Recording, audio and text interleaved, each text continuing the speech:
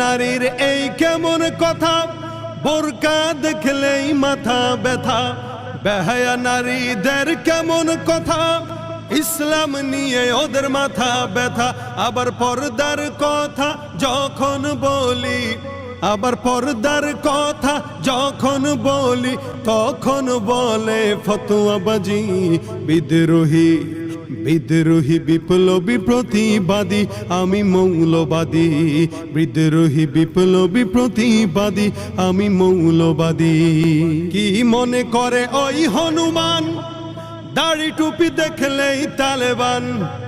কি মনে করে ওই হনুমান, দাড়ি টুপি দেখলেই তালেবান?